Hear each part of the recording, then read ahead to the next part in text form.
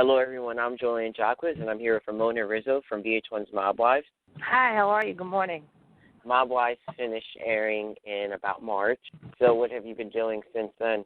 I've been basically doing a lot of things just in general. I have a lot of projects going on. I just shot an ad campaign with Red Engine Jeans. I'm in negotiations for my book, and which I was supposed to do before I had ever done MobWives. So just little things here and there that, and other things I really can't disclose because we're in negotiations. So I've signed a confidentiality agreement that I can't right now. So you're on MobWives, and your parents don't approve, correct? No, my parents don't approve. Actually, my whole family doesn't approve. I mean, I have some family members that are supportive that, you know, I'm supporting my children and whatnot, but they don't approve of it. So why is that? Because, you know, when you come from a certain lifestyle, you really shouldn't speak upon it. So I really had to let them know that I wasn't. All I was doing was talking about how I felt, you know, going through my own emotions, being brought up in this lifestyle. I didn't say anything that wasn't already out there in the news or the court documentations regarding my grandfather. So was your ex-husband in the mob? He wasn't in the mob, but he had mob affiliation. So what do your kids think about you being in a reality show, or do they just not care? You know what? I wouldn't do anything, and just in general that I'd be embarrassed of. Unfortunately, just on the show, they just show one side of me, which is, you know, if someone has an issue with me, I'm going to stick up for myself, which I think it's important for kids to know anyway, to not have anybody bully you and to believe in, you know, sticking up for your friends and yourself. Like, just, you know, if someone's going to come after you, you can't be a doormat. So everything that I basically do, you know, my kids are there. So as far as the show, I have older ones that do watch it, you know, and some people that say that their kids don't watch it on the show, they're lying, you know. Majority of the kids, they do watch. My little one, she doesn't watch it because she's only 8. Mm-hmm. But, you know, kids are with me. They're with me every day. I don't do anything that I'm embarrassed of because if I did, I never would do it. For example, when a fight had taken place, that was something rough. I had to come home and tell them because, you know, with the media and with everything, you know, when we were growing up, we didn't have Google, we didn't have the internet. So I had to tell them that. And I did sit down and I watched them with them because I didn't want them to be in a place one day with, you know, their friends or whatnot showing them. You know what I mean? So we watched it together. I said, do you have any questions? And I explained to them, you know, exactly what took place. So how hard is it to raise your kids on your own? Oh, boy. You know, it's extremely hard for financial reasons. That's extremely, extremely hard. I don't get any financial support from their dad who's, like, in another country that, you know, we have no rules or regulations over that. That's a big, big burden. And basically, you know, you have to be good cop and bad cop. So, you know, usually when you have both parents, one offsets the other. And, you know, it's hard to raise a boy by yourself. I don't have any brothers. I have a cousin's a couple of years, you know, younger than myself. So, you know, raising a boy, thank God, knock on wood, he really is a good boy. So it's not as hard as I predicted it would be, but it is quite challenging because there's certain things that, you know, maybe he not going to feel comfortable, you know, when we get to the whole thing about girls in a little bit. So it's hard. It's hard. And, you know, kids want both parents, I believe, but, you know, part of America isn't like that. So I'm just making it work the best way I can. So how do they feel about you being on MobWives? You know what? They're fine with it because Karen, you know, who they consider their aunts, and I call Karina my niece, you know, they had the first year experience with her on it. So they, you know, they talked to Karina, Karen's daughter, about it, and they really have no issues about it, you know. Sometimes it'll be a little weird when we're out, my little one, but like, Mommy, but can we just shop? And, you know, people want to take pictures and all that. But other than that, the kids have been great about it. They have no qualms. While growing up, did you know that your grandfather took part in this lifestyle, or did it just all growing up, it was quite a facade. You know, the only time that I really knew that he was per se going to jail was when I would say exactly when I made my communion. My parents didn't tell me anything, but I had, you know, eavesdropped and whatnot, and just that the behavior was off. You know, my grandfather's body language, there was, you know, very strong tension in the home and whatnot. So I do what any, like, probably a little girl would do at that age. You ear hustle and you spy and you do all that other stuff. So I kind of got the gist of it, and I was, like, watching TV when the case was going on because I had my own TV in my room without them knowing. Mm-hmm. And, you know, they told me he went away to Florida. He told me, you know, he was here, he was there. not till later on do we have an open family conversation until my mom and myself have the same name. So she had given me the wrong letter from jail. So I already had known, but I was just so I guess scared, nervous, and upset that I couldn't really say it out loud. So this was like my outlet. That letter, in a sense, was a blessing because I got to read it out loud in front of my mom, and that's when the topic came out, and we got to address it. And then I had gotten to see him like the next week after in MDC in Manhattan. So is it like once you join the mob, there's like no way out? Pretty much. Yeah. Pretty much. You can move, you could whatever, but somehow or another, it'll always be your family. So like even though you're not blood related, somehow or another you are. Mm-hmm. So I want to begin asking questions from this season of MobWives. So on the reunion show, Karen tells Carlo that she slept with her uncle who was married for 8 years. What was that whole situation about? That was basically based on truth. So I mean, it is what it is.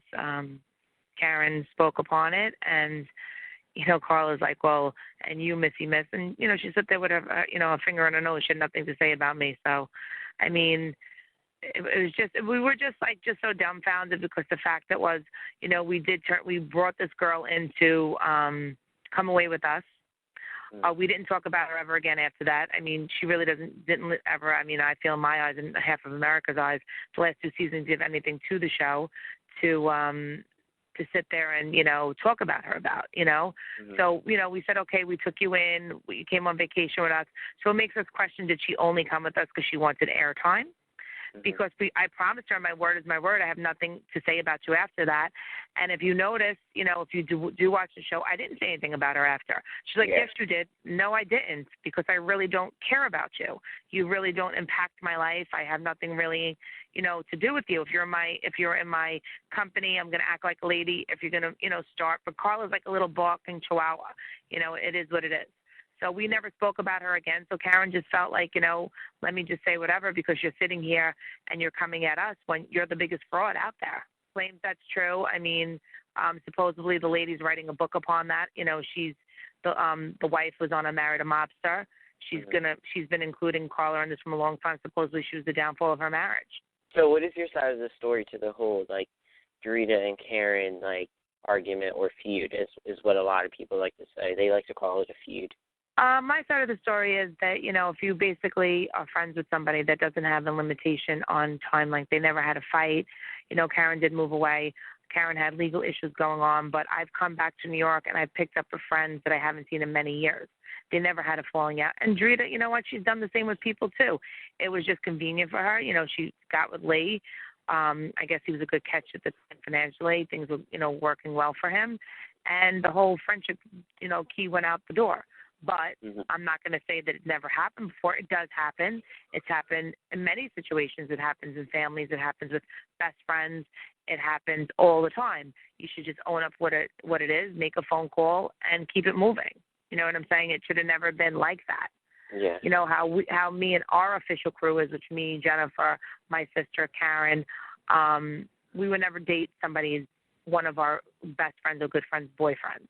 Yeah. So that's where, even though Drita hung out with my sister and Karen and Jennifer, and I hung out with her when I came home, that's why she's excluded from the group. She's cut from a different cloth, not only from just the, Italian standpoint, just from, in general, how we hang out as a crew. So what is the real reason why you and Drita don't get along? I mean, we hear Drita was talking about you, and then you were talking about Drita. I mean, you never really know what's the real reason no, why. I really do know. I mean, I know personally.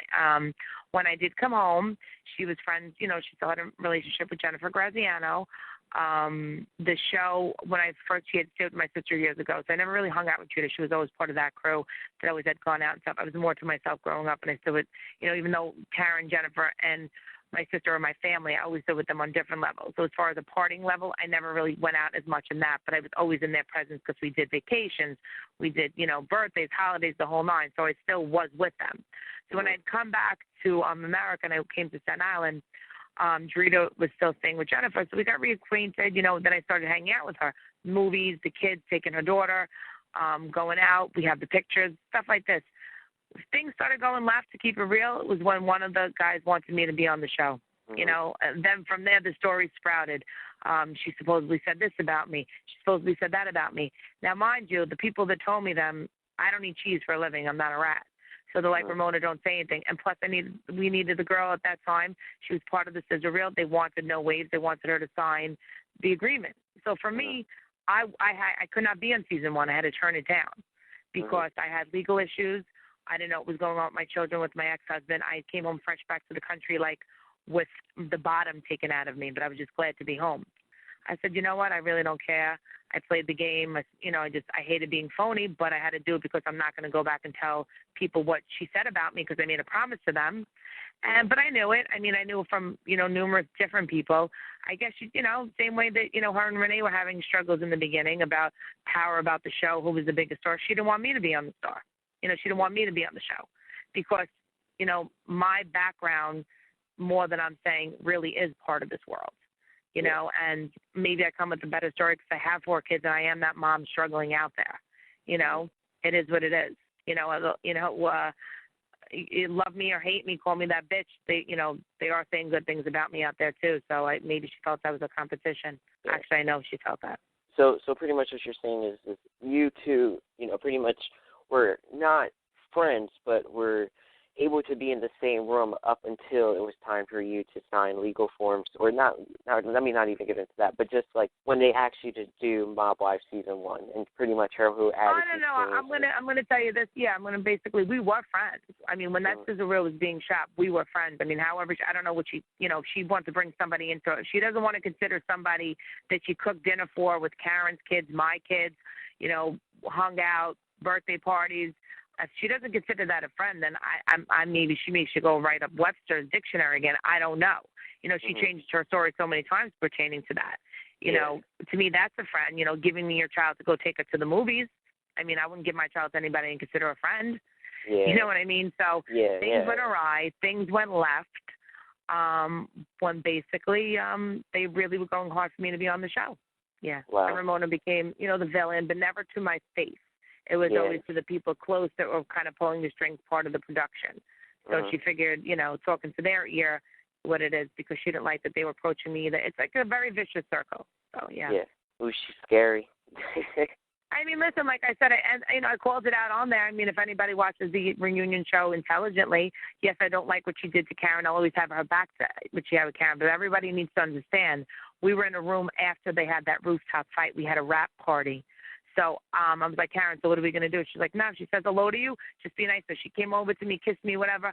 I was only doing that for my cousin because I do not approve of anybody who were ever friends putting hands on each other. So I had a really bad taste in my mouth with Drita in general. Like, you don't do that. Your friends, your ladies, your mothers, talk it out. I feel that was just more for TV bullshit. And, whatever. I guess it worked, She made a name for herself, but she didn't knock me out. I mean, even to this day when I got the blood on my lip, it was never proven that she did it. So I don't know. So it's funny that you jumped right into this stuff because my next question is, so the fight at Renee's party was very interesting, of course, and I mean it made headlines literally everywhere. VH1's like top, what was it? Like it made #1 for VH1's top. I forget what it is, but yeah. So Drita thought that you and Karen were trying to jump her, but you were just trying to tell both Karen and Drita that it wasn't the time or place to talk because you knew that it would eventually escalate to something that. Listen, they only show a little bit part of what goes on. I saw the body language, and like I told her, I saw her body language, and I saw Karen's body language. I'm the one outside it. So I'm going to go over that. Listen, just come inside, even talk about me. I don't care what you do. I have my nephew there, which is Jennifer, the executive, the producer's son. He was there. There were kids there. There were, what I'm saying? Like, you don't do that there. And plus, we're all dressed up, and there's no reason for it. You already did it last time. Like, let's just get over this. Like, can't you bring anything else to the table? But, this is what this girl, how she jump her. Nah, she knows how we are. She knows how my sister is. She knows how, she knows, she went out with us. She knows when we would do when we get into a fight. She knows she did not get jumped. Oh, she knows. I was just pulling the dog off because the dog was pissing all over the property. That's all I was doing. You're funny. So, did you expect that, like, the fight to happen at all? Like, or did you automatically predicted it, like, right from the body language? No, I mean, the footage from the whole week was like, we're not going to go there, we're not going to fight. I had a very strong mind, like, whatever she says, just ignore it. She wants to talk to you, ignore it. There's not the time nor the place. But she asked to speak to Karen, and Karen's not one to back down. So I was like, oh, boy, here we go. I knew it wasn't a good combination. Drita blames it on certain people telling her to go talk. Who knows what the bottom line is, but it was not a good place to do it. Was not. Yeah. So did you and Drita ever bump into each other? Like maybe one day you're at the shop or you're here, you're there? I saw her yesterday. You did? Was it very awkward or no? No, I really don't care. You know, walk right. Like I said, it's very weird because our children are still friends. You know, her daughter follows me on Instagram. I see her daughters. I said hello. She sees my kids. She says hello. You know, it is what it is. You know, she stays in her lane. I'll stay in mine. You bother me, I'm going to come for you. You don't bother me, I really don't care what's going on around me. It's about me, my kids, and my life in general. You know, we didn't start this feud. We didn't start the green screen monster nor the green eye devil. You know what I mean? We didn't. We never had to. Friends are the real deal. You and your friends are the real deal. I like that. Yeah. So, what's your take on Carla? I mean, sometimes she's loyal. I'm sorry, I have to use that since I hear that a lot, like throughout each episode. And sometimes she's not loyal. Like sometimes she's on Drita's side, sometimes she's on Karen and Renee and your side, or you know what I mean? Like you never really know where. Basically, at the end of the day, is on Carla's side. You know, Carla. You know, maybe this year she'll really come up above, but really, who's Carla? You know what I'm saying? Like, I don't get it. Maybe this year she'll come with the whole, husband bullshit story. I have no idea. You know, that's all on her. Other than that, really, what happened with her? I'm very quite confused. You know, I don't know. Carla yaps a lot, but also Carla's a cop caller, so we're really, what much could you do with her? Do you sometimes watch an episode and see something and say to yourself, like, oh, man, I regret doing that, or you're just like, look, I did it, it's whatever? Everything I say, I never regret saying because I said it. So if I said it at the moment, that's what I meant. But, sometimes just how they edit it, and they maybe take out, cut it at a certain part or don't show why you said it. But everything that I do say, I own up to. I have no problem with it. And if I'm wrong, I'm saying I'm wrong. Every people in life are wrong with certain things. But regarding the show, no, I haven't done anything wrong. So are you and Karen still strong? When I say strong, I mean as far as, like, are you guys still good? Like, is your friendship / family? See, Karen and I, we don't have a friendship. Karen and I have we're basically sisters. We're family. It's funny because if the cameras really were to follow us, they'd get a really funny show in itself and be like, we curse each other, we fight. We're like an old married couple. You know what I'm saying? And we're funny. So, you never really get to see that. You got to see this, the serious side. We're like that old, like maybe like how they say that old couple, like has been married for years together and this and this and that. It's hysterical. You know what I mean? Yeah. So, like I said, we could go a year or two without speaking to each other without 10 years, but we just don't never miss a beat. So I have 3 more questions, and sure. They deal with your relationship with Joe, and I just want to know, like, are you two together, or is it like you're done, or because it's like once the reunion is done, we never really know. Yeah, no, we're still together. I still go see him the whole once a week, but I will admit it does get challenging, and it's not only challenging on my part. He really, honestly, is a really 100% good guy. Mm-hmm. So it's more so that he wants me to leave him, and it's like one day just feel that he wants me to just again, he hasn't been sentenced, so we don't know where that's going. He's been in there for a year. Just sitting there without, bail and stuff like that, just waiting to see what's going to go on with this case. And, it's ever all the time. It's just like him saying, I don't want this for you. I want better for you. So it's just like every day or maybe every other week, I'm like, I don't know where we stand just because the fact that he doesn't really want to do this to me. And you don't really get a lot of guys like that. You get a lot of guys that are selfish and want their girlfriends to wait for them and, pay for the mistakes that maybe they did or didn't do. And, just, he's really an incredibly good guy. So are you excited to start filming season 3? I'm excited. You know what? I just want to see what the season's going to bring. I hope we all found growth and we can maybe just take things to a new level. I hope we all could just have maybe just more of our storyline showing who we are and where we're going and, what we're doing in general. I just think that, the audience is really curious to know how we are, on an everyday basis and what's next for all of us, Yeah, you can only just, I think we're done with that whole Drita episode. Who knows what the next thing will be. And I think people are just fascinated by the word mob and, how women deal with it and whatnot. So we'll see how it goes. Yeah. But I'm excited. Listen, it's a great show. It's a great network to be on. And it's a great crew. So, hopefully good things will just come out of it. All right, Ramona, so that's all I have. Is there anything that you would like to, talk about or throw out there or...